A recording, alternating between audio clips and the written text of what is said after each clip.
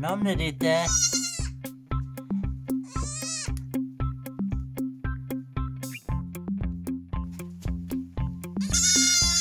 du der?